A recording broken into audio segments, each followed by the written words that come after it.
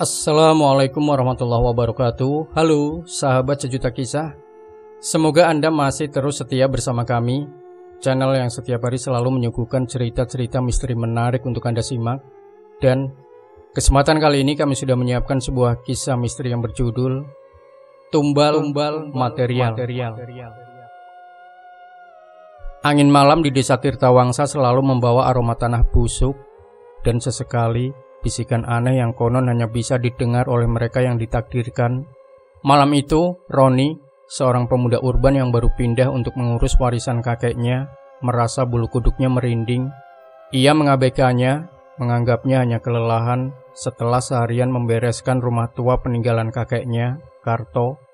Jendela kamar Roni yang menghadap ke kebun belakang sesekali bergetar pelan, seolah ada sesuatu yang mencoba masuk.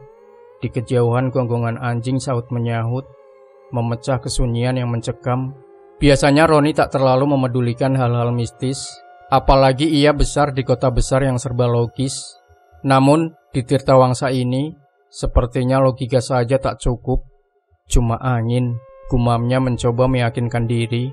Ia menarik selimut lebih tinggi, berharap bisa segera terlelap dan melupakan perasaan tak nyaman yang mulai merayap dalam hatinya.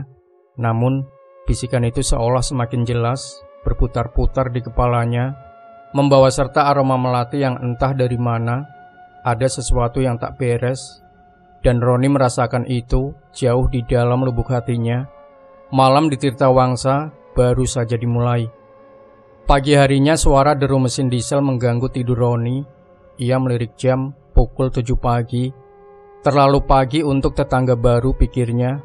Namun, suara itu semakin mendekat, dan tak lama kemudian, sebuah truk pengangkut material berhenti tepat di depan pagar rumah kakeknya. Seorang sopir bertubuh tambun dengan topi lusuh menutupi sebagian wajahnya, turun dari kemudi.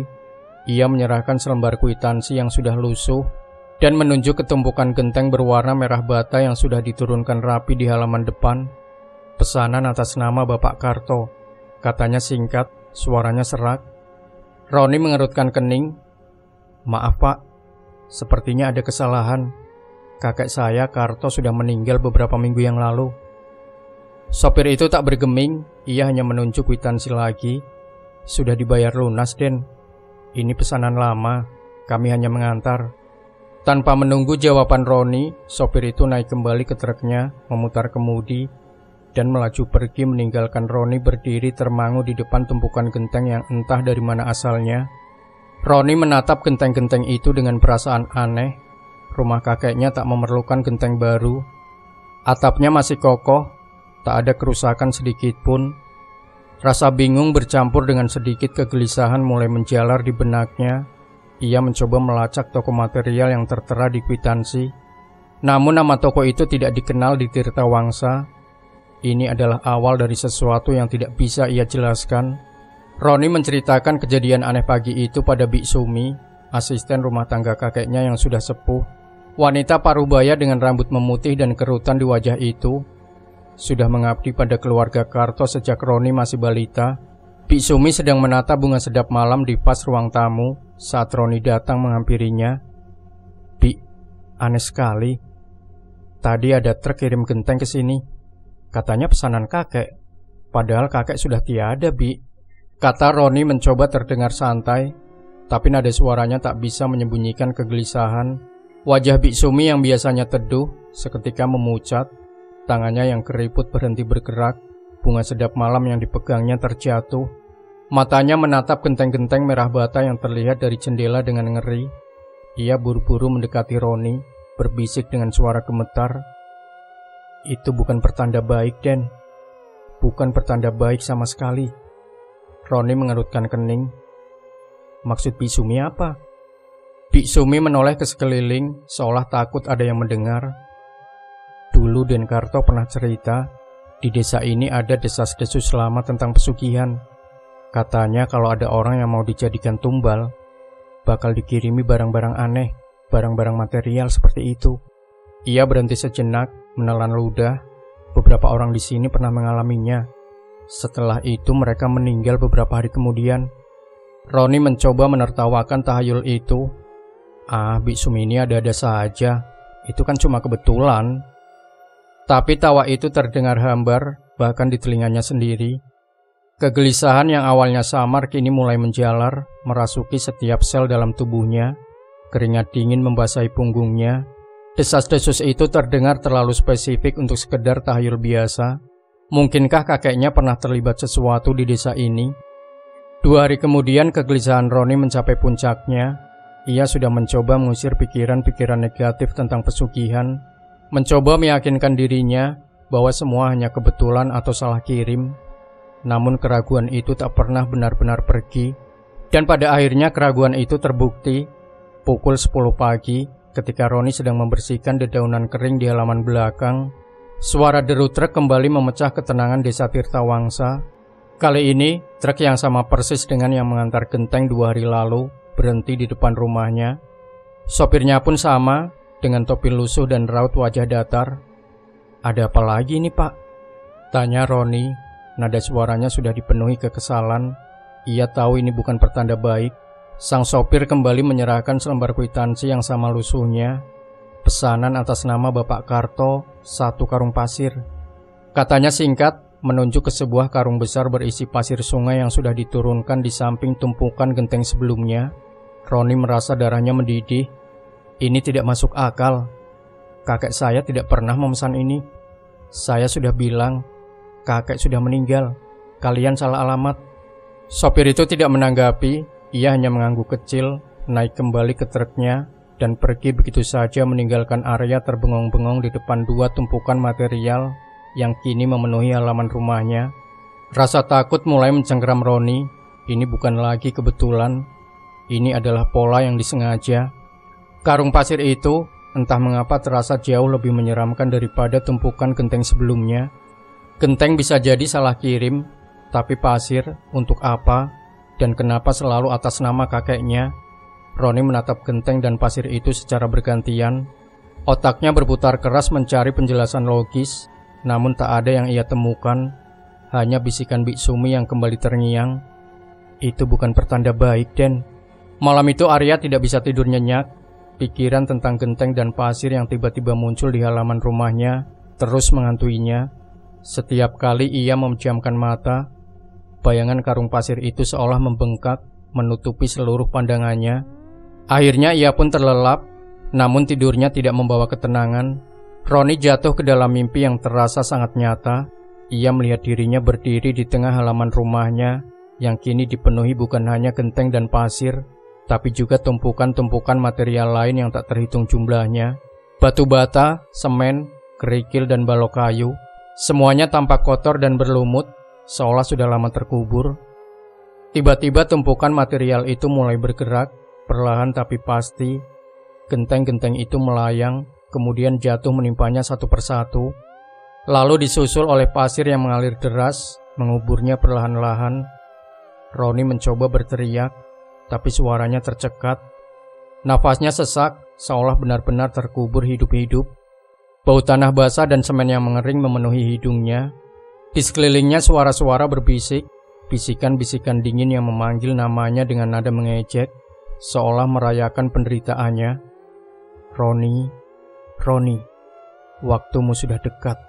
Suara-suara itu terdengar seperti geraman rendah, bercampur dengan tawa hantu yang memilukan. Roni mencoba meronta, tapi tubuhnya terasa lumpuh, terperangkap di bawah beban material yang semakin menumpuk. Ia terbangun dengan keringat dingin membanjiri tubuhnya, jantungnya berdebar kencang, seolah hendak melompat keluar dari dadanya. Kegelapan kamar terasa mencekam, bisikan-bisikan dari mimpinya seolah masih menggema di telinganya. Roni meraih ponselnya, menyalakan senter, dan menyapu pandangan ke sekeliling kamar. Semuanya normal, tapi rasa takut itu masih melekat, nyata dan mengerikan. Ia tahu mimpi itu bukan sekadar bunga tidur, itu adalah peringatan. Malam setelah mimpi buruk itu, Roni tidak bisa tidur lagi. Ia memutuskan untuk tetap terjaga, membiarkan alarm di ponselnya menjadi satu-satunya jaminan bahwa ia tidak akan tertidur dan kembali dihantui mimpi-mimpi aneh. Rasa lelah sudah tidak ia rasakan, digantikan oleh kewaspadaan yang terus-menerus. Setiap suara kecil di luar rumah membuatnya tersentak. Fajar menyingsing dengan lambat, membawa cahaya remang-remang yang sedikit meredakan ketegangan Roni. Ia memutuskan untuk membuat kopi hangat, mencoba menenangkan sarafnya yang tegang. Saat ia membuka pintu depan, pandangannya langsung tertuju pada sebuah kotak kardus coklat yang tergeletak tepat di ambang pintu. Kotak itu tampak biasa saja, tidak ada label pengirim, tidak ada alamat, bahkan tidak ada kwitansi yang memberinya petunjuk. Dengan jantung berdebar kencang, Roni mengambil kotak itu. Rasanya ringan, namun ada bunyi gemerincing pecah-pecahan di dalamnya. Perlahan ia membuka kotak tersebut. Isinya adalah pecahan-pecahan keramik berwarna biru tua. Bukan pecahan yang rapi, melainkan kepingan-kepingan tajam dengan sudut yang runcing, seolah sengaja dihancurkan. Beberapa keping bahkan masih memiliki sisa-sisa pola bunga yang tidak lengkap. Roni menjatuhkan kotak itu. Pecahan keramik berhamburan di teras, memantulkan cahaya matahari pagi yang baru muncul. Ia mundur selangkah, nafasnya tercekat. Ini bukan lagi sekadar kesalahan pengiriman atau kebetulan. Ini adalah pesan yang sangat jelas dan menakutkan. Tidak ada sopir truk, tidak ada kwitansi, hanya sebuah kotak berisi keramik pecah yang ditinggalkan begitu saja di depan pintunya. Seolah-olah seseorang ingin memastikan ia tahu bahwa mereka tahu tentang dirinya, tahu di mana ia tinggal, dan bahwa ancaman ini semakin dekat. Ketakutannya kini berubah menjadi kepanikan yang mendalam. Roni menyadari ia berada dalam bahaya serius. Ia harus mencari tahu apa yang sebenarnya terjadi sebelum terlambat. Kepanikan Roni mencapai titik didih. Tidak ada lagi ruang untuk menyangkal. Ini bukan tahayul belaka. Ada sesuatu yang nyata dan jahat yang mengancamnya. Ia tahu ia tidak bisa menghadapinya sendirian. Biksumi, meski tahu banyak, terlalu takut untuk bertindak. Roni membutuhkan seseorang yang lebih berani, seseorang yang bisa memberikan perspektif lain. Ia teringat pada Pak Lurah Hadi. Pak Lurah Hadi adalah sosok tetua desa yang dihormati, dikenal karena kebijaksanaan dan ketenangannya. Rumahnya sederhana, namun terawat baik, terletak di tengah desa. Roni memutuskan untuk menemuinya. Meskipun ia tidak yakin apakah Pak Lurah akan percaya ceritanya yang terdengar gila. Ketika Roni tiba, Pak Lurah Hadi sedang duduk di teras rumahnya, menyeruput kopi dan membaca koran lama. Wajahnya yang damai berubah sedikit terkejut melihat Roni datang dengan wajah pucat dan mata bengkak karena kurang tidur. "Ada apa, anak Roni? Pagi-pagi begini sudah tampak gelisah," sapa Pak Lurah dengan suara lembut. Roni tak buang waktu. Ia menceritakan semuanya, dari pengiriman genteng, pasir, mimpi buruknya, hingga temuan keramik pecah pagi itu. Ia berbicara dengan cepat, nafas terengah-engah, mencoba menyampaikan setiap detail dengan jelas. Pak Lurah mendengarkan dengan seksama, sesekali mengangguk, namun raut wajahnya semakin mengeras. Setelah Roni selesai bicara, Pak Lurah terdiam sesaat, menatap jauh ke arah gunung yang diselimuti kabut tipis. Ada sorot kesedihan dan penyesalan di matanya. "Nak Roni, apa yang kamu alami ini bukan hal baru di Tirtawangsa," ucap Pak Lurah akhirnya, suaranya berat. Ia awalnya tampak enggan bercerita, sorot matanya menunjukkan keraguan yang mendalam. Namun, melihat kegelisahan dan ketakutan yang begitu nyata di wajah Roni, ia akhirnya menghela nafas panjang. Ini adalah bagian dari sejarah kelam desa kita. Sejarah yang selama ini kami coba lupakan, atau setidaknya sembunyikan. Pak Lurah menatap Roni dalam-dalam, seolah menimbang apakah Roni cukup kuat untuk menerima kebenaran. "Baiklah nak, aku akan ceritakan apa yang ku tahu, tapi kamu harus berjanji, apapun yang kamu dengar, kamu harus tetap tenang." Roni mengangguk cepat. "Saya janji Pak Lurah, saya hanya ingin tahu apa yang terjadi." Pak Lurah Hadi menghela nafas panjang, tatapannya menerawang jauh, seolah kembali ke masa lalu yang suram. "Desa Tirtawangsa ini, nak Roni, dulunya adalah desa yang makmur, tapi kemakmuran itu bukan datang dari kerja keras semata. Puluhan tahun lalu, ada sebuah keluarga, sebut saja keluarga Angkara. Mereka sangat ingin menjadi yang terkaya, yang paling berkuasa di sini." Pak Lurah berhenti sejenak, menyesap kopinya, seolah mengumpulkan kekuatan dan melanjutkan ceritanya. "Mereka kemudian melakukan perjanjian gelap, nak, dengan kekuatan yang bukan dari Tuhan. Sebuah pesugihan yang sangat keji." Roni merasakan bulu kuduknya merinding. Ia sudah menduga ini, tapi mendengarnya langsung dari Pak Lurah membuat ketakutan itu semakin nyata. Syaratnya berat, nak. Lanjut Pak Lurah, suaranya kini lebih pelan. Kekayaan mereka akan berlimpah tak akan ada habisnya. Tapi sebagai gantinya, setiap jangka waktu tertentu, mereka harus menyerahkan tumbal. Dan tumbalnya adalah nyawa warga desa ini sendiri. Mata Roni membelalak. Tumbal? Iya, nak. Dan cara mereka memilih tumbalnya persis seperti yang kamu alami. Calon tumbal akan dikirimi barang-barang material. Awalnya mungkin hanya 1 atau 2 jenis, seperti genteng atau pasir. Tapi semakin banyak barang yang datang, semakin dekat pula ajalnya. Pak Lurah menatap Roni dengan tatapan penuh iba. Barang-barang itu seperti tanda kematian, pembungkus kuburan mereka sendiri. Mengapa tidak ada yang menghentikannya, Pak Lurah? Tanya Roni, suaranya tercekat. Pak Lurah menggelengkan kepala. Kekuatan pesugihan ini sangat kuat, nak. Keluarga Angkara itu sangat berhati-hati. Mereka menyebarkan teror dan ketakutan. Siapapun yang mencoba melawan, atau bahkan hanya berbicara tentang itu, akan menemui nasib buruk. Dan setelah mereka meninggal, kekayaan keluarga Angkara semakin bertambah, seolah menjadi bukti kekuatan mereka. Lalu bagaimana dengan keluarga Angkara itu sekarang?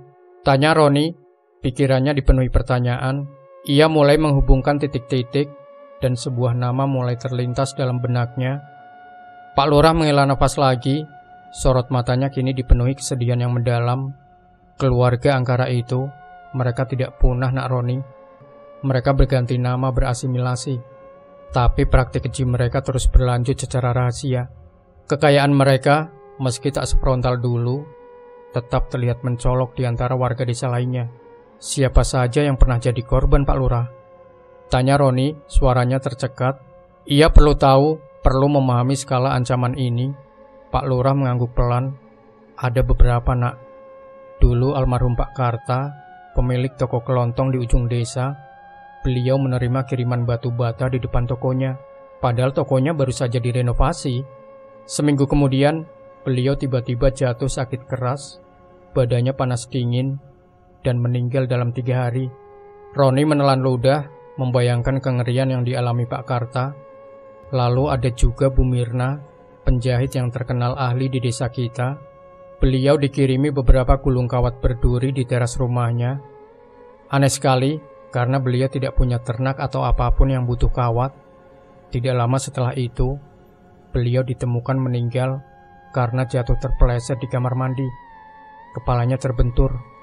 Padahal, Bu Mirna itu orangnya sangat hati-hati. Lanjut Pak Lurah, suaranya penuh kepiluan. Yang paling mengerikan adalah Pak Bambang. Beliau adalah petani padi yang gigih. Suatu pagi ia menemukan semen basah memenuhi sebagian kecil halaman rumahnya, seolah ada yang sengaja menuangnya di sana. Baunya menyengat dan mengganggu.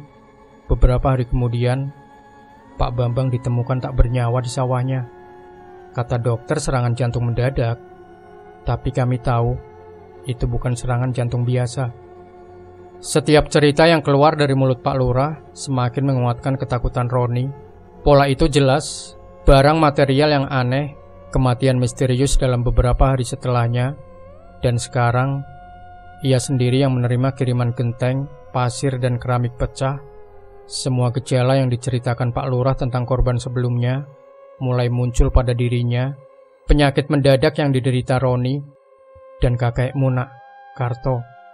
Suara Pak Lurah terdengar ragu. Beliau adalah orang yang sangat peduli dengan desa ini. Beliau juga pernah menyelidiki tentang pesugihan ini. Mungkin mereka tahu. Mendengar nama kakeknya disebut sebagai target, darah Roni berdesir. Jadi kakeknya tidak meninggal karena usia tua semata. Ada kemungkinan dia juga menjadi korban. Roni kini tahu, ia bukan hanya melawan untuk dirinya sendiri, tapi juga untuk mengungkap kebenaran di balik kematian kakeknya dan para korban lainnya. Pertanyaan tentang siapa dalang di balik pesugihan ini semakin mendesak. Kata-kata Pak Lurah tentang kakeknya yang mungkin menjadi target membuat pikiran Roni kalut. Ia mencoba mengingat kembali setiap detail percakapannya dengan kakeknya sebelum ia meninggal, mencari petunjuk yang mungkin ia lewatkan, namun semua samar. Yang jelas, sekarang ada motivasi lebih dari sekadar menyelamatkan diri. Ia harus mengungkap kebenaran di balik kematian kakeknya. Setelah meninggalkan rumah Pak Lurah, Roni memutuskan untuk mengamati warga desa. Ia berjalan menyusuri jalan setapak. Matanya jelalatan mengamati setiap rumah dan setiap wajah yang ia temui. Ia mencari keluarga yang tampak sangat makmur, yang kekayaannya terasa tidak wajar di tengah kesederhanaan desa. Pandangannya akhirnya terhenti pada sebuah kompleks rumah yang paling megah di Tirta Wangsa. Dikelilingi tembok tinggi dan gerbang besi tempa yang kokoh, rumah itu adalah milik keluarga Hartono. Mereka dikenal sebagai pemilik perkebunan kopi terbesar di desa yang kekayaannya seolah tak ada habisnya. Tanah mereka terbentang luas, dan setiap kali panen, mereka selalu mendapatkan hasil yang luar biasa. Bahkan saat desa lain mengalami gagal panen, keluarga Hartono memang selalu menjaga jarak dari warga desa lainnya. Mereka jarang bersosialisasi di acara-acara desa, dan anak-anak mereka bersekolah di kota besar. Ada semacam aura eksklusif yang mengelilingi mereka, membuat warga desa enggan mendekat. Roni teringat percakapan Bik Sumi yang sesekali menyebut keluarga Hartono dengan nada berhati-hati, seolah ada sesuatu yang tidak boleh dibicarakan terang-terangan. Sekarang, kepingan-kepingan mulai tersambung. Apakah keluarga Hartono adalah penerus dari keluarga angkara yang disebutkan Pak Lurah? Apakah kekayaan mereka yang mencolok itu berasal dari perjanjian gelap dengan tumbal nyawa? Malam harinya Roni duduk di teras rumahnya, menatap kegelapan di kejauhan, ke arah di mana rumah keluarga Hartono berdiri. Ia tahu kecurigaannya mungkin berbahaya, tapi ia tak punya pilihan lain. Ia harus menyelidiki keluarga itu, mencari bukti yang bisa mengonfirmasi dugaan mengerikan ini. Ada firasat kuat yang mengatakan padanya bahwa jawaban atas semua misteri ini terletak di balik tembok-tembok megah milik keluarga Hartono. Roni tahu, mengandalkan spekulasi saja tidak cukup. Ia butuh bukti. Dengan kecurigaan yang menguat terhadap keluarga Hartono, ia memutuskan untuk bertindak. Ia tidak bisa langsung menyerbu rumah mereka tentu saja. Itu akan terlalu berbahaya. Jadi Roni memilih jalan lain, mengamati. Selama 2 hari berikutnya Roni menyusun rencana. Ia akan mengikuti salah satu anggota keluarga Hartono secara diam-diam. Ia memfokuskan perhatiannya pada Raka Hartono, putra bungsu keluarga itu. Raka sering terlihat keluar masuk rumah dengan mobil mewahnya, namun ia selalu sendirian dan tampak tertutup. Roni memilihnya karena Raka terlihat paling mudah dilacak. Pada hari ketiga, kesabarannya membuahkan hasil. Menjelang senja, Roni melihat Raka keluar dari gerbang rumahnya dengan mengendarai mobil jeep hitam. Roni yang sudah siap dengan motor metik kakeknya segera mengikuti dari kejauhan, menjaga agar tidak terlalu dekat dan tidak terlalu jauh. Raka melaju ke arah pinggir desa, menuju jalan setapak yang jarang dilalui, masuk ke dalam area hutan yang lebih lebat. Jantung Roni berdebar kencang, firasatnya mengatakan ia akan menemukan sesuatu. Ia memarkir motornya di balik semak-semak lebat dan melanjutkan perjalanan dengan berjalan kaki, mengendap-endap di antara pepohonan yang menjulang tinggi. Udara di hutan terasa lebih dingin, dan suara-suara binatang malam mulai terdengar. Kemudian ia melihatnya di sebuah lapangan kecil yang tersembunyi di tengah hutan, dikelilingi pohon beringin tua yang akarnya menjuntai ke tanah. Raka berdiri di depan sebuah batu datar yang menyerupai altar. Di sampingnya berdiri sosok lain yang diselimuti jubah hitam dari kepala hingga kaki, membuat identitasnya benar-benar tersembunyi. Roni bersembunyi di balik semak-semak, mencoba melihat dan mendengar apa yang terjadi. Ia melihat Raka meletakkan sebuah bungkusan kecil di atas altar batu. Sosok berjubah hitam itu mengangkat tangannya, mengucapkan mantra-mantra dalam bahasa yang Roni tidak pahami, namun terdengar aneh dan menyeramkan. Api kecil menyala di atas altar, mengeluarkan asap yang berbau aneh, seperti campuran kemenyan dan sesuatu yang busuk. Itu adalah ritual, Roni yakin, dan ritual itu pastinya berkaitan dengan pesugihan yang disebutkan Pak Lurah. Rasa takut yang bercampur aduk dengan kemarahan memenuhi dirinya. Ia kini memiliki bukti, setidaknya bukti visual. bahwa keluarga Hartono terlibat dalam sesuatu yang gelap. Tapi siapa sosok berjubah hitam itu, dan apa sebenarnya isi bungkusan yang Raka letakkan di altar? Roni tahu, ia harus mencari tahu lebih banyak. Setelah menyaksikan ritual mengerikan di hutan, Roni kembali ke rumah dengan perasaan campur aduk antara takut, marah, dan penasaran yang membuncah. Otaknya bekerja keras, mencoba menghubungkan setiap petunjuk yang ia miliki. Ia yakin bahwa Raka dan sosok berjubah hitam itu adalah bagian dari praktik pesugihan yang sama, yang telah mengincar dirinya dan mungkin juga kakeknya. Malam itu Roni tidak bisa beristirahat. Ia terus memikirkan apa yang ia lihat. Aroma asap aneh dari ritual itu seolah masih tercium di hidungnya, dan bisikan mantra-mantra asing itu terus terngiang. Ia duduk di ruang tamu yang temaram, memandang tumpukan genteng dan karung pasir di halaman yang kini terasa seperti monumen ancaman. Tiba-tiba, pandangannya tertuju pada sebuah lemari kayu tua di sudut ruang tamu yang selama ini ia abaikan.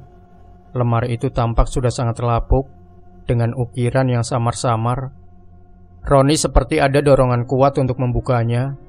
Ia mencoba membuka pintunya yang seret, dan setelah sedikit usaha, lemari itu terbuka dengan derit pelan. Di dalamnya, di balik tumpukan kain lap dan perkakas lama, Roni menemukan sebuah buku bersampul kulit tua yang tampak sudah sangat usang. Debu tebal menyelimutinya. Perlahan ia membersihkan debu itu dan melihat tulisan tangan kakeknya Karto di bagian depan. Itu adalah buku harian. Dengan tangan gemetar, Roni membuka halaman pertama. Ia membaca tulisan kakeknya yang rapi tapi agak memudar dimakan usia. Kakeknya mencatat semua kejadian aneh yang terjadi di desa, persis seperti yang diceritakan Pak Lurah. Ada daftar nama-nama korban yang meninggal secara misterius, lengkap dengan jenis barang material yang mereka terima sebelum kematian mereka. Roni melihat nama Pak Karta, Bu Mirna, dan Pak Bambang, persis seperti yang disebutkan Pak Lurah. Dan yang paling membuat Roni terkejut sekaligus ngeri adalah tulisan kakeknya tentang pesugihan tumbal material ini. Kakeknya tidak hanya mencatat kejadiannya, tapi juga mengungkapkan kecurigaan yang mendalam terhadap keluarga Hartono. Kakeknya bahkan menulis tentang aura gelap yang mengelilingi rumah mereka, dan bagaimana kekayaan mereka tumbuh secara tiba-tiba setelah kematian beberapa warga desa. Roni membaca setiap halaman dengan seksama, napasnya tertahan. Ia merasa seperti sedang berbicara langsung dengan kakeknya, belajar tentang sisi gelap Tirtawangsa yang selama ini tersembunyi. Buku harian ini bukan hanya catatan, melainkan sebuah warisan terakhir dari kakeknya. Sebuah upaya untuk membuka mata Roni terhadap bahaya yang ada di desa ini. Dan di tengah rasa takutnya, tumbuh sebuah tekad baru. Ia harus menyelesaikan apa yang kakeknya mulai. Penemuan buku harian kakeknya adalah titik balik bagi Roni. Rasa takutnya kini bercampur dengan tekad. Buku itu bukan hanya berisi catatan masa lalu, tapi juga petunjuk yang mungkin bisa menyelamatkan hidupnya. Roni kembali ke halaman-halaman awal, memeriksa setiap detail dengan cermat. Di antara tulisan tangan kakeknya yang teratur, Roni menemukan sesuatu yang aneh. Ada gambar-gambar simbol yang tidak lazim, mirip dengan yang ia lihat di altar di tengah hutan. Simbol-simbol itu tersebar di beberapa halaman. Terkadang diselipkan di antara kalimat-kalimat, terkadang digambar di pojok halaman. Ada juga beberapa rangkaian angka dan huruf yang tampak acak, ditempatkan di bawah simbol-simbol tersebut. Ini semacam kode. Gumam Roni pada dirinya sendiri, matanya menyipit, mencoba memahami pola yang mungkin ada. Kakeknya adalah seorang yang sangat teliti dan metodis. Tidak mungkin ia hanya menggambar tanpa tujuan. Roni menghabiskan sisa malam itu dan sebagian besar pagi berikutnya mencoba memecahkan kode-kode tersebut. Ia mencoba berbagai kombinasi, mencari pola numerik atau pola kata. Ia bahkan membandingkan simbol-simbol itu dengan beberapa buku tentang mitologi lokal dan kepercayaan kuno yang ia temukan di rak buku kakeknya. Setelah berjam-jam berkutat di bawah cahaya lampu temaram, Roni akhirnya menemukan petunjuk. Beberapa simbol adalah presentasi dari benda-benda alam seperti gunung, pohon beringin, dan sungai. Sementara angka dan huruf di bawahnya ternyata adalah koordinat geografis yang samar yang mengarah ke lokasi-lokasi tertentu di sekitar desa. Dan yang paling penting, ada sebuah halaman yang berisi diagram aneh. menunjukkan hubungan antara simbol-simbol tersebut dengan bulan dan bintang-bintang. Ini bukan sekadar kode, ini peta. Bisik Roni tak percaya. Ini adalah peta menuju pusat kekuatan pesugihan itu sendiri. Kakeknya telah mengidentifikasi lokasi-lokasi kunci yang terkait dengan ritual gelap tersebut. Mungkin lokasi di mana perjanjian itu dilakukan, atau di mana kekuatan gelap itu bersemayam. Ada perasaan dingin yang menusuk tulang saat Roni menyadari apa artinya semua ini. Kakeknya tidak hanya menduga-duga, ia telah melakukan penyelidikan yang sangat mendalam dan berbahaya. Ini adalah informasi yang bisa menghentikan kutukan pesugihan ini, tapi juga informasi yang membuat Roni menjadi target utama. Ia kini memegang kunci yang mungkin bisa menghancurkan keluarga Hartono, sekaligus membahayakan nyawanya sendiri lebih dari sebelumnya. Roni tak bisa lagi menyangkal, kakeknya adalah seorang penyelidik yang gigih, dan kini Roni telah mewarisi beban serta bahaya itu. Dengan buku harian kakeknya di tangan, Roni merasa seperti sedang berjalan di tepi jurang. Ia memiliki informasi yang krusial, tapi informasi itu juga membuatnya menjadi target utama. Ia mencoba berhati-hati, simbol-simbol dan koordinat yang ada di buku harian itu, ia salin ke ponselnya, lalu ia sembunyikan buku aslinya di tempat yang sangat aman. Ia bahkan mulai tidur dengan pisau kecil di bawah bantalnya, sebuah tindakan yang dulunya tak pernah terbayangkan akan ia lakukan. Ancaman itu tidak menunggu lama. Malam harinya, saat Roni akan merebahkan diri, ia merasakan sesuatu yang keras dan dingin di bawah bantalnya. Ia meraihnya, dan jantungnya serasa berhenti berdetak. Itu adalah sebuah palu berkarat dan beberapa paku tajam yang juga berkarat. Benda-benda itu tidak pernah ada di kamarnya. Seseorang telah masuk, meletakkannya di sana sebagai pesan yang sangat jelas. Mereka tahu dia sudah tahu. Mereka akan datang untuknya. Keringat dingin membasahi tubuh Roni. Ia meremas palu itu, merasakan tekstur logamnya yang dingin dan kasar. Keesokan paginya, saat ia sedang sarapan, sebuah batu bata tiba-tiba melesat menembus kaca jendela utamanya dengan suara berderak keras. Pecahan kaca berhamburan, dan batu bata itu mendarat di lantai kayu dengan bunyi tumpul. Roni melonjak kaget, menjatuhkan cangkir kopinya. Ia bergegas ke kamar, hatinya berdebar tak karuan. Tidak ada seorang pun di luar, jalanan sepi. Jendela yang pecah itu seolah menyeringai. Sebuah lubang menganga yang memperlihatkan kerentanan rumahnya, kerentanan dirinya. Roni tahu, ini bukan lagi sekadar peringatan. Ini adalah ancaman langsung. Mereka mencoba mengintimidasi, membuatnya takut. Mungkin agar ia berhenti mencari tahu. Tapi justru sebaliknya. Setiap ancaman itu hanya memicu api dalam dirinya. Ia harus terus maju, tidak hanya untuk dirinya sendiri, tetapi juga untuk membalaskan dendam kakeknya dan para korban lain dari pesugihan keji ini. Pertarungan kini sudah dimulai. Teror pengiriman barang material dan ancaman fisik kini diikuti oleh sesuatu yang jauh lebih menakutkan. Tubuh Roni sendiri mulai bereaksi. Setelah malam yang tegang dengan palu dan paku di bawah bantal, serta pagi yang kacau akibat lemparan batu bata, Roni merasa sangat lelah. Namun kelelahan itu bukan hanya karena kurang tidur. Sore harinya, saat sedang membersihkan pecahan kaca di kamarnya, kepala Roni mulai terasa berdenyut. Awalnya pusing ringan, tapi perlahan berubah menjadi nyeri berdenyut yang tak tertahankan. Ia mencoba mengabaikannya, berpikir itu hanya stres. Namun, saat ia menyentuh dahinya, panas menjalari telapak tangannya, demam tinggi mulai menyerangnya. Roni mencoba berbaring, berharap demam itu akan reda setelah beristirahat. Namun tidak ada perubahan. Tubuhnya mulai terasa ngilu di sekujur tubuh, seolah baru saja dipukuli. Keringat dingin terus mengucur, meskipun suhu tubuhnya terasa membakar. Setiap napas terasa berat, dan tenggorokannya sakit saat menelan. Ini adalah gejala yang persis sama dengan yang diderita korban-korban sebelumnya yang diceritakan Pak Lurah. Pak Karta yang tiba-tiba sakit keras, Bu Mirna yang jatuh terpeleset akibat melemahnya tubuh, dan Pak Bambang yang mendadak tak sadarkan diri di sawah. Semua tanda itu mengarah pada satu kesimpulan mengerikan. Ia sudah mulai terkena pengaruh pesugihan itu. Roni mencoba berdiri, namun kakinya terasa lemas, hampir ambruk. Ia meraih ponselnya dengan tangan gemetar, ingin menelpon seseorang, tapi siapa? Bik Sumi pasti akan semakin panik.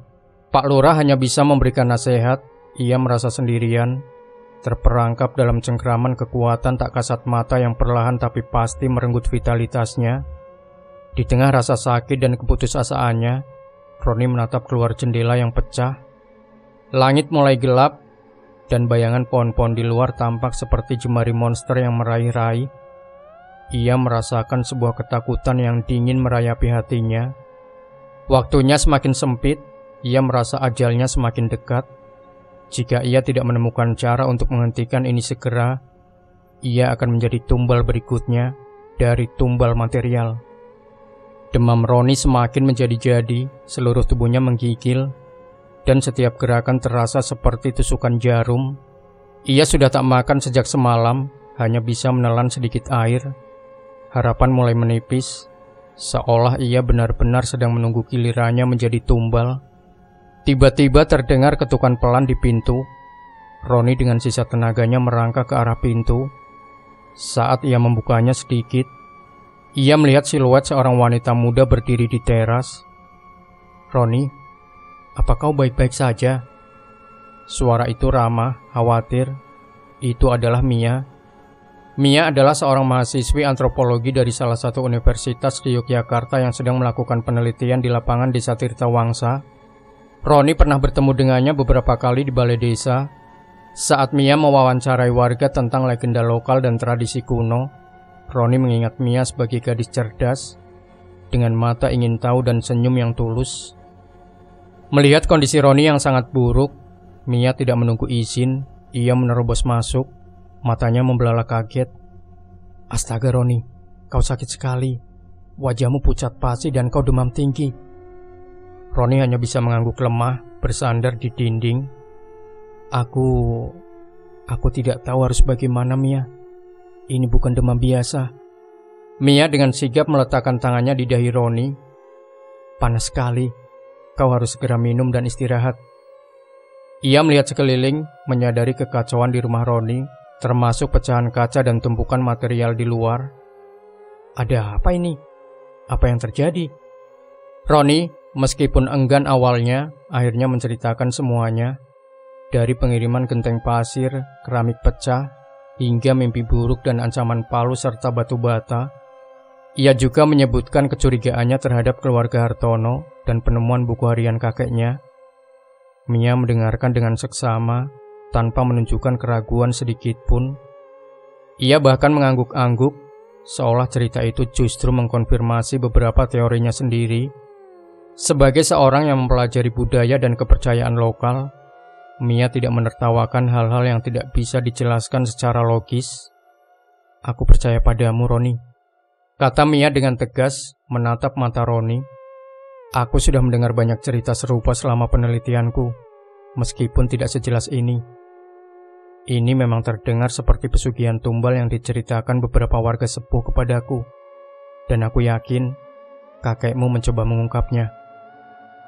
Mendengar Mia percaya padanya, Roni merasakan sedikit kelegaan yang sudah lama tidak ia rasakan. Ada seseorang yang memahami dan tidak menganggapnya gila. "Kita harus melakukan sesuatu," kata Mia lagi, suaranya penuh tekad. "Aku akan membantumu. Pengetahuan kakekmu dan penelitianku mungkin bisa jadi kunci untuk menghentikan ini." Dukungan Mia yang tak terduga namun sangat berarti memberikan Roni secercah harapan. Ia tidak lagi sendirian dalam kegelapan ini. Mungkin dengan bantuan Mia, mereka bisa melawan kekuatan jahat yang mengancam Tirtawangsa. Mia segera bertindak dengan cekatan. Ia mengompres dahi Roni dan memberinya paracetamol yang ia bawa di tasnya. Meskipun masih demam, kehadiran Mia memberinya kekuatan. Mereka berdua duduk di meja ruang tamu dengan buku harian kakek Roni terhampar di antara mereka. "Buku ini luar biasa, Roni," gumam Mia, matanya berbinar saat menelusuri tulisan tangan dan simbol-simbol aneh. "Ini persis seperti yang sering kucari dalam penelitianku, tapi tak pernah kutemukan secara langsung." Roni mengangguk lemah. Aku sudah mencoba memecahkan kode-kode ini. Kurasa ini semacam peta petunjuk lokasi. Mia menelusuri halaman yang Roni maksud. Betul sekali. Simbol-simbol ini bukan hanya hiasan. Ini adalah simbol-simbol ritual kuno yang sangat spesifik, sering digunakan dalam praktik-praktik spiritual di Jawa. Dan angka-angka ini, ya, ini memang terlihat seperti koordinat. Mungkin bukan koordinat GPS yang presisi, tapi lebih seperti arah dan jarak relatif dari titik tertentu. Mereka berdua bekerja sama. Roni meskipun dalam kondisi sakit, menggunakan ingatannya tentang cerita kakeknya dan pengamatannya tentang desa. Mia, dengan pengetahuannya tentang antropologi dan mitologi lokal, mulai menghubungkan titik-titik. Ia mengidentifikasi beberapa simbol sebagai penanda tempat-tempat keramat atau angker yang sering disebutkan dalam legenda setempat. Mia membuka laptopnya, membandingkan simbol-simbol dari buku harian dengan peta topografi Tirta Wangsa yang ia miliki. Lihat ini Roni, katanya menunjuk ke layar. Simbol pohon beringin tua ini cocok dengan lokasi hutan di mana kau melihat Raka. Dan simbol mata air ini sepertinya mengarah ke hulu sungai yang tersembunyi. Mereka akhirnya menemukan pola. Kode-kode itu membentuk sebuah serangkaian petunjuk yang secara bertahap mengarah ke satu lokasi rahasia. Sebuah tempat yang digambarkan dengan simbol paling rumit dan paling gelap di buku harian itu. Sebuah gambar goa dengan ukiran ular yang melilit di sekelilingnya. Ini dia, bisik Mia. Jarinya menunjuk ke titik di peta yang tersembunyi di balik bukit-bukit terjal di sebelah timur desa. Semua petunjuk ini mengarah ke gua tersembunyi ini. Aku pernah mendengar desas-desus tentang sebuah gua kuno di daerah itu, tapi tak pernah ada yang bisa menemukannya. Roni menatap titik itu. Rasa takut yang samar masih ada, namun kini bercampur dengan tekad baja. Pesugihan itu ada di sana, Mia, katanya. Suaranya sedikit serak karena demam. Kakek pasti berusaha mengungkapnya. Mia mengangguk, matanya serius. Kita harus pergi kemana, Roni? Kita harus pergi ke sana, Roni. Mungkin di sanalah kita bisa menemukan cara untuk menghentikan semua ini. Meskipun tubuhnya masih lemah karena demam, tekad Arya untuk pergi ke gua itu tak tergoyahkan. Ia tahu setiap detik yang terbuang hanya akan membawa ajalnya semakin dekat. Mia, meskipun khawatir mengerti urgensi ini. Kau yakin kuat, Roni? Tanya Mia, menatap Roni dengan cemas saat mereka menyiapkan perbekalan seadanya. Senter, beberapa botol air mineral, dan kotak P3K kecil. Kita bisa tunda sampai kondisimu lebih baik. Roni menggeleng. Tidak ada waktu, Mia. Aku bisa merasakan efeknya semakin kuat. Ia menyandarkan tubuhnya pada dinding, mencoba mengumpulkan sisa tenaganya. Wajahnya pucat, tapi matanya memancarkan tekad. Kita harus pergi sekarang. Aku tidak akan membiarkan pesugihan itu menang. Mia mengangguk, menghargai keberanian Roni. Baiklah, aku akan menemanimu. Kita akan hadapi ini bersama. Mereka memulai perjalanan menjelang siang, berharap bisa mencapai gua sebelum matahari terbenam. Peta dari buku harian kakek Roni menunjukkan rute yang terjal dan jarang dilewati. Mereka harus melewati semak belukar yang lebat, memanjat bukit-bukit terjal, dan menyeberangi anak sungai yang arusnya cukup deras. Setiap langkah terasa berat bagi Roni. Demamnya naik turun, dan nyeri di sekujur tubuhnya tak kunjung reda. Sesekali tersandung, namun Mia dengan sigap menahannya. Mia sendiri harus berjuang keras, membawa tas berisi perbekalan dan memandu jalan dengan peta di ponselnya. Saat mereka semakin dalam masuk ke hutan, suasana menjadi semakin sunyi dan mencekam.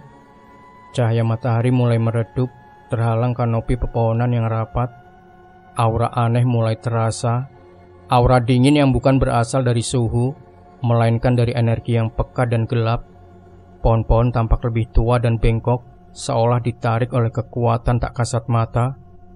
Beberapa kali mereka mendengar suara-suara aneh, bisikan angin yang menyerupai tawa, suara ranting patah padahal tidak ada angin, dan siluet bayangan yang bergerak cepat di antara pepohonan. Roni tahu itu bukan ilusi akibat demamnya. Mereka semakin mendekati sarang pesugihan, ketegangan memenuhi udara. Mereka tahu di depan mereka bahaya yang sesungguhnya menanti. Setelah berjam-jam menyusuri hutan yang semakin gelap dan mencekam, Roni dan Mia akhirnya menemukan gua yang ditunjukkan oleh peta kakek Roni. Pintu masuk gua itu tersembunyi di balik kumpulan akar beringin raksasa, nyaris tak terlihat. Dari mulut gua tercium aroma aneh yang pekat, campuran bau tanah, darah kering, dan sesuatu yang membusuk. Meskipun demamnya semakin parah, Roni menguatkan diri. Ia menggenggam erat senternya, dan Mia menyiapkan kamera ponselnya, siap merekam apapun yang mereka temukan. Mereka masuk perlahan, senter mereka menyapu dinding goa yang lembab dan dingin. Di dalamnya kelembapan terasa mencekik, dan suara tetesan air menggema di kegelapan. Mereka terus melangkah lebih dalam, mengikuti naluri dan petunjuk samar dari buku harian. Goa itu semakin lebar, dan tak lama kemudian, mereka tiba di sebuah ruangan besar di tengah gua. Di sanalah, di tengah ruangan, berdiri sebuah altar batu yang dipahat kasar, dengan simbol-simbol kuno yang sama persis dengan yang ada di buku harian kakek Roni, dan yang Roni lihat di hutan. Di sekeliling altar, ada sisa-sisa sesajen yang sudah mengering, dan beberapa tulang belulang kecil yang berserakan. Aura gelap terasa begitu pekat di ruangan ini, seolah udara itu sendiri adalah beban yang menekan. Roni merasakan sakit di sekujur tubuhnya meningkat drastis. Ia terhuyung, namun Mia menahannya. Tiba-tiba dari balik bayangan di sudut ruangan, sebuah suara dingin memecah keheningan. "Kalian datang juga rupanya." Roni dan Mia menoleh. Di sana di balik pilar batu muncul Raka Hartono. Wajahnya kini tidak lagi dingin dan angkuh, melainkan dipenuhi seringnya licik.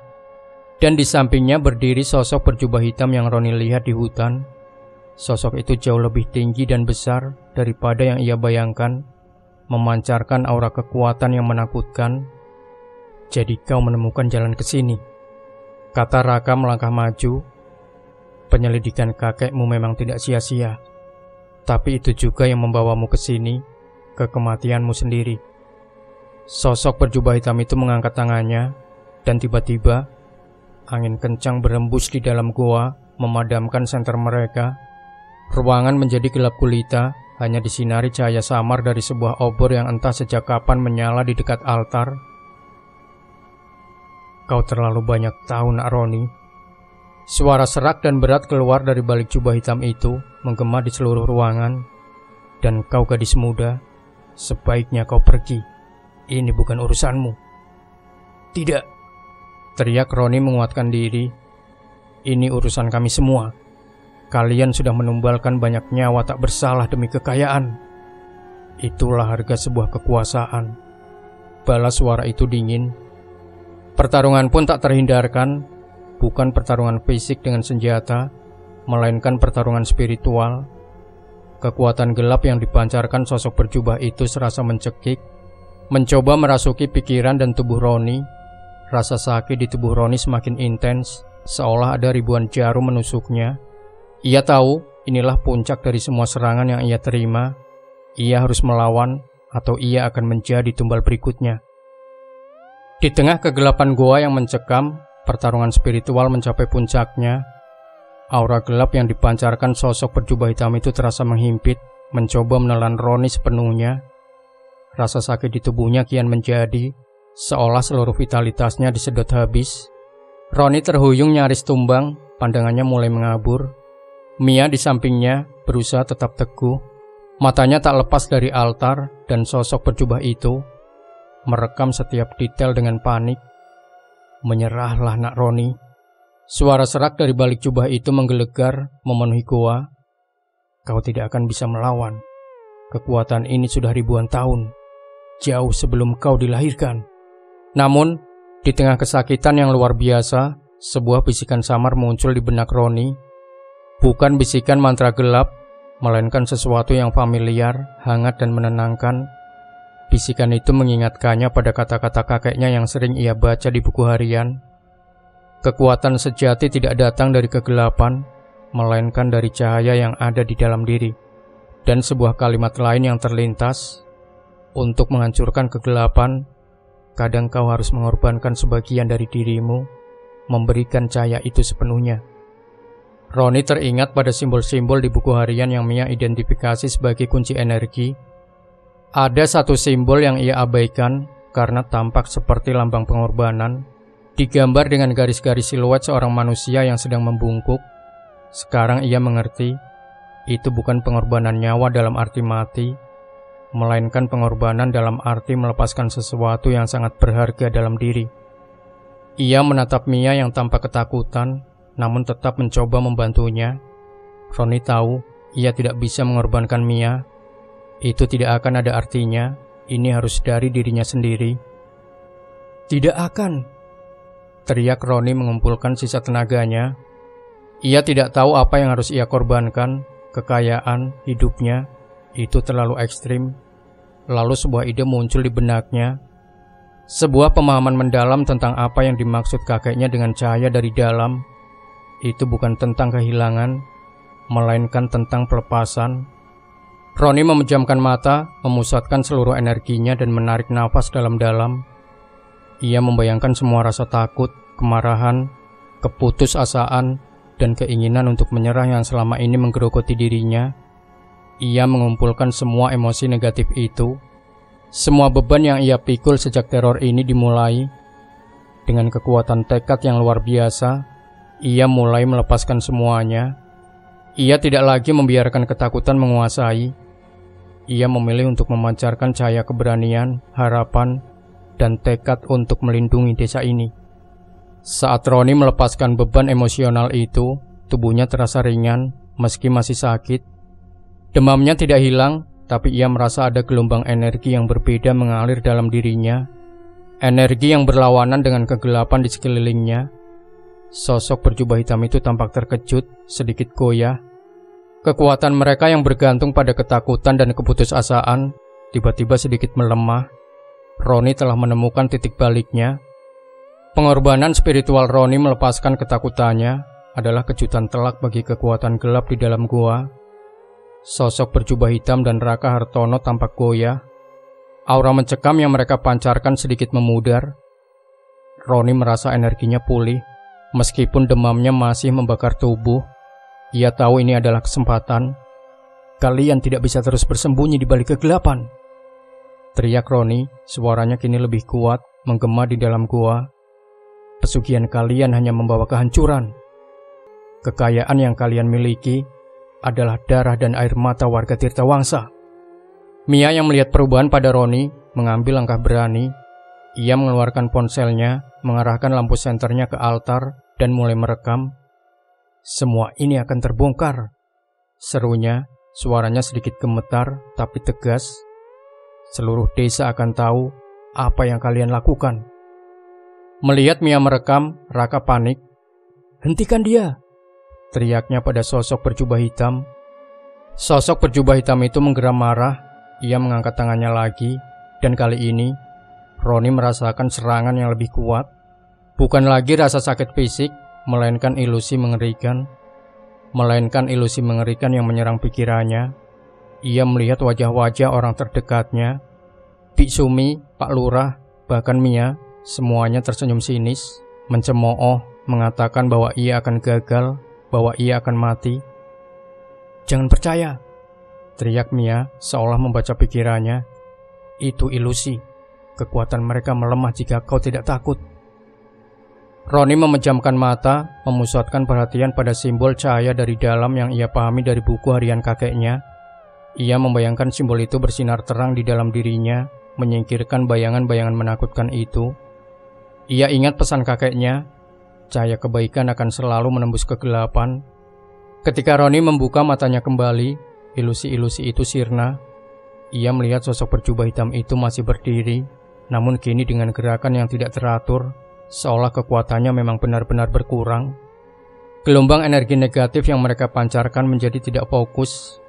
Roni menyadari bahwa kunci untuk mengalahkan mereka bukanlah dengan bertarung secara fisik, melainkan dengan mematahkan sumber kekuatan mereka, yaitu kekuatan dan keputusasaan para korbannya. Cukup, teriak Roni. Ia mengambil segenggam pasir dari lantai goa yang kotor. Dengan sisa tenaganya ia melemparkan pasir itu ke arah altar, tepat mengenai simbol-simbol kuno yang terukir. Bukan pasir biasa, melainkan pasir yang ia rasakan membawa aura aneh dari pengiriman di rumahnya. Dengan gerakan intuitif, Roni melafalkan nama-nama korban yang ia ingat dari buku harian kakeknya. Pak Karta, Bu Mirna, Pak Bambang. Saat pasir itu menyentuh altar, simbol-simbol kuno itu berkedip terang sesaat, lalu meredup. Retakan kecil mulai muncul di permukaan altar batu. Sosok berjubah hitam itu berteriak nyaring. Suara yang tidak manusiawi, penuh kemarahan dan rasa sakit. Kekuatan mereka mulai hancur. Ini adalah titik balik yang mereka nantikan. Teriakan mengerikan dari sosok berjubah hitam itu menggema di seluruh goa, disusul dengan suara gemuruh pelan dari dalam tanah. Retakan di altar batu semakin melebar, dan dari retakan itu muncul asap hitam yang berbau busuk. Raka Hartono jatuh berlutut, wajahnya pucat pasi, seperti kehilangan seluruh kekuatannya. Tidak mungkin. Siapa kau sebenarnya? Teriak Roni mengarahkan senternya ke sosok berjubah hitam yang kini tampak goyah, seolah tubuhnya mulai mencair. Sosok itu meronta, jubahnya robek perlahan, menyingkap identitas di baliknya. Rambut putih panjang yang terurai, wajah yang dipenuhi kerutan tajam, dan mata merah menyala yang memancarkan kebencian. Roni dan Mia terkesiap. Sosok itu bukan pria paruh baya, bukan pula hantu. Nyi Retno, seru Mia tak percaya. Itu adalah Nyi Retno, wanita tua yang selama ini dihormati di desa Tirtawangsa. Ia dikenal sebagai dukun kampung yang bijaksana, sering dimintai nasihat-nasihat tentang pengobatan tradisional dan masalah rumah tangga. Tak ada yang menyangka, di balik citra ramah dan berwibawa, ia adalah dalang di balik pesugihan keji ini. Bagaimana mungkin Nyi Retno? Roni tergagap, pikirannya berusaha memproses kenyataan mengerikan ini. Nyi Retno tertawa, tawa yang serak dan menakutkan, kini tanpa jubah penyamarannya. Kalian kira hanya keluarga angkar yang tahu rahasia ini? Aku adalah keturunan pertama mereka. Darahku mengalir dari nenek moyang yang pertama kali membuat perjanjian ini. Matanya menyala penuh dendam. Kekayaan, kekuasaan, semua ini adalah aku. Tumbal-tumbal itu hanya harga kecil yang harus dibayar. Nyi Retno menjelaskan bahwa dialah yang meneruskan praktik pesugihan itu secara diam-diam selama bertahun-tahun, memanfaatkan kedok sebagai dukun baik hati untuk menutupi jejaknya. Dialah yang mengendalikan para pengantar barang material, memastikan bahwa tumbal-tumbalnya selalu terpilih dengan sempurna. Raka Hartono yang kini hanya bisa gemetar di tanah, ternyata adalah salah satu kaki tangannya yang terikat perjanjian.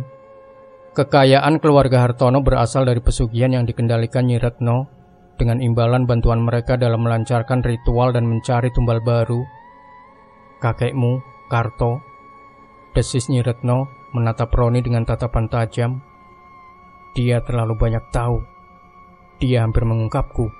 Untungnya dia sempat menjadi tumbal terakhir yang kubuat sebelum aku merencanakan ritual besarmu.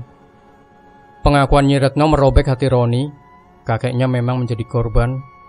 Kemarahan meledak dalam diri Roni, memberinya kekuatan terakhir.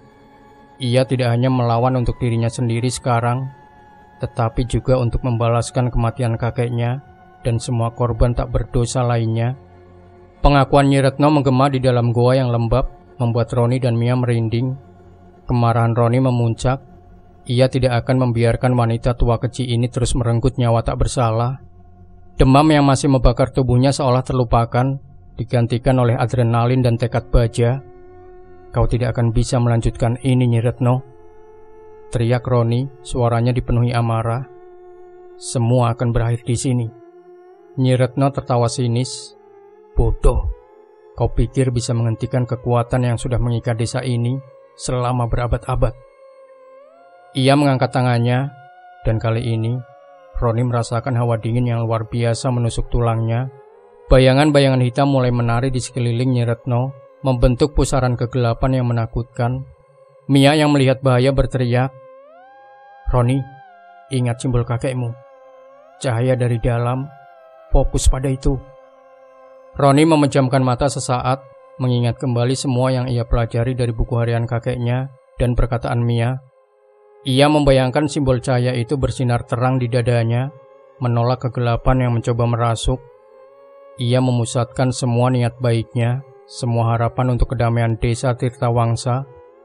Ia teringat pada wajah Biksumi, Pak Lurah, dan semua warga desa yang telah hidup dalam ketakutan karena pesugihan ini. Dengan kekuatan tekad yang luar biasa, Roni membuka matanya. Ia melangkah maju, tangannya terulur ke arah Nyi Retno, bukan untuk menyerang secara fisik, melainkan untuk menyalurkan energi yang berlawanan dengan kegelapan. Ia mengucapkan nama-nama korban lagi, kali ini dengan nada penuh doa dan permohonan agar arwah mereka menemukan kedamaian. Saat Roni menyalurkan energinya, pusaran kegelapan di sekitar Nyi Retno mulai goyah. Nyi Retno menjerit kesakitan, suaranya melengking dan tidak wajar, seolah ada sesuatu yang terbakar di dalam dirinya. Retakan di altar batu semakin meluas, dan asap hitam yang keluar darinya semakin pekat, memenuhi gua dengan bau busuk yang menyesakan. Raka Hartono yang selama ini hanya bersembunyi di balik Nyi Retno, kini tampak terlepas dari kendali. Ia berteriak panik dan mencoba melarikan diri, namun sebuah akar beringin yang entah dari mana muncul, melilit kakinya membuatnya terjatuh.